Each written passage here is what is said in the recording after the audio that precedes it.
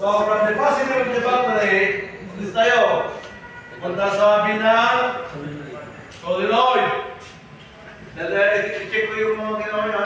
Solenoid. Then, binang solenoid. Determinant ng solenoid switch. Sir, pasulat sir, solenoid sa baba sir. Wala siyang kami. Ito? Opo sir. Walang pangalan sir eh. Solenoid switch. Then, ito yung mga motor. Tata motor. So, B-terminal yan.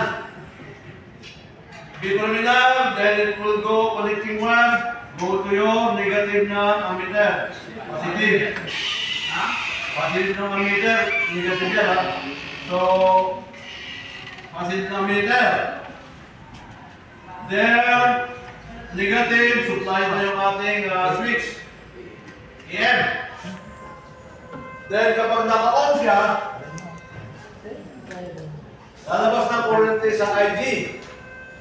Then it will go to your fuse box. Then fuse box papunta sa indicator light. So kahit magkabaliktad yan, walang problema. So then ito naman papunta dito sa socket. Socket na may voltage regulator. So IL, then from IL, papunta dito sa IL ng pin relay. So pagpasok dito, then lalabas papunta sa ating IL. Okay? IL ng ating pin relay. So tignan nyo pagkatapos ng IL, papunta dito sa poste ng pin relay dito. Papunta yun. Then, dadaan dito sa ating contact plate. Apen sir.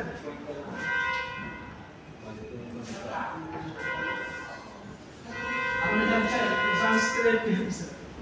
Dito.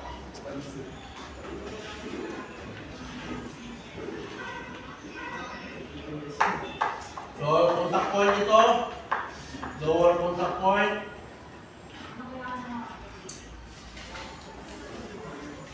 So, dadaan yan, akyat, bababa, papunta dito sa contact point. Then from contact point, papunta na sa Magnet. ground. Down. Okay? Dalawa. Yes, sir. Alam mo yun to? Iilang. Kasi positive, negative, yung negative niya, papunta sa contact point, then normally ito papunta sa ground. Okay? So, yung question doon? Doon sa indicator light on? Okay, dyan ang daloy ng kuryente, bakit umilaw siya? Nakapa nyo, no? O next, indicator light off. Okay? So, i-presume natin na gumagana yung ating charging. Presume, lagay doon. So, ilagay nyo doon, presume that the alternator is charging. Wala nga tawag. Ilagay doon na presume na maandar yung ating alternator. Okay? So, pagkatapos yan, presuming nilagay yun ng presuming the alternator is charging, there is a current lalabas dito sa N. Okay? So, yung N na yan, kung ito yung ating terminal, so lalabas ng kuryente, papunta dito sa N. Dito sa N. Sa N dito sa ating voltage regulator. Yan. Kailangan dito kailangan yan ay Linya. linya ay yung ruler. Gamit ba? So, dito sa N. Then, lalabas, papunta sa N ng field relay. Field relay. field relay. Then, field relay, winding. Winding. So, N, sa socket. field relay. Field relay winding. Winding. Ito naman yung voltage regulator winding. Ito naman yung field relay Winding. Kasi dalawa yan. Dito siya papasok. So, ito yung resistor, voltage regulator. Automatic ito yung field relay winding. So, nakita nyo, may isang wire dito naka-ground. Okay? So, iikot yan sa ating field relay winding, then ground. Nag-ground siya. Pag nag-ground na siya, field relay winding will produce magnet. So, ito mag-produce ng magnet. Kapag mag-produce ng magnet, it will pull your upper contact point. It will pull your upper contact point. Then, the lower contact point will disengage. Okay? So, mag-disengage yan. Ito. Mag-disengage. Then, kapag mag-disengage ito, ano mangyari? Mamatay ilaw. Indicator light Will off. Indicator light will off. Yun na.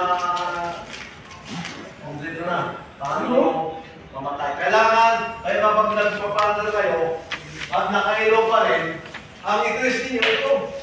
Kailangan, i-check ninyo kung may kuryente. Sa end. Indicator light. Ano magawin? Yung may indicator light ka, ikabit mo yung tester sa negative. Then yung isang dulo dito sa end. Kailangan umilaw. Pag hindi umilaw, ay may problema na dito. Testingin nyo naman yung F, kasi kulang F. Kasi yung F ang nagbibigay ng kuryente dito sa rotor winding para magpaunang magnetic field. Kuryente po yan. O, di kami nyo naman yung kuryente na papasok dito. Kailangan umilaw yung ilagay yung isang dulo sa negative, then testingin ito. Yung papasok dito. Kailangan umilaw yan. Kapag hindi umilaw, bakit anong gawin mo? Hindi ay mag-produce ng N. Walang magnetic field. Pag walang magnetic field nito, walang ano dito. Alternative current. O kaya dito sa gitna, o direct current. Okay? So kailangan may magnetic field. Dito. Bakit magkaroon ng magnetic field? Because of your F. Pagpalagay natin na okay yung mga carbon brush. Okay yung carbon brush. Okay? At naka-ground siya. So, siyempre, mag-produce ng magnetic field yan. Okay? Elevation dito. Kaya kapag sa alternator, ito yung pinaka-importante. Baka kasi ito ang madalas pag lang masunog yan, siyempre, carbon brush. Normal talaga na nakubudbud yan kasi carbon yan. Okay? Hindi naman bakal. So, umiiksi yan. Ngayon, umiiksi, may possible na humihina na yung magnetic field mo, mahina naman yung output, kaya mahina ang charging. Eh kung nakaangat na talaga yan, eh wala tayong charging. Walang charging talaga kung nakaangat. Pero kapag nakadiin pa, pero hindi na naman malakas, may charging, pero mahina. Kaya siguraduhin nyo na yung slip ring, mag-init, at saka yung spring dito, may spring din yan, para kulang, para malakas yung diin. Para 100% yung dali ng kuryente. Para malakas yung magnetic field. Pag may lang magnetic field, may lang charging. Walang mga magnetic field, no charging. So, simple lang yan. So, ang importante, yung F. I-check ninyo kung may kuryente. Kaya automatic, walang din yan.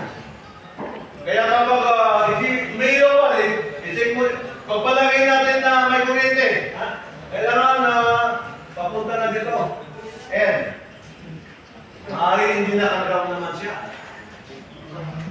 I-check yung E, baka hindi nakaground. Hindi mag-produce ng magnetic field yan. Hindi niya mahatak. Di ba tinisin ko yan, no? Yung sa answer. Mahatak yan, pag-disengage yan, wala yung ilaw. So, simple na yan, no? Indication, no? Indication. Okay, sa Mediana. Okay? So, naintindihan nyo bakit namatay yung ilaw. Ay, because of your N. N ang hanapin ninyo. Okay? So, i-test nyo yan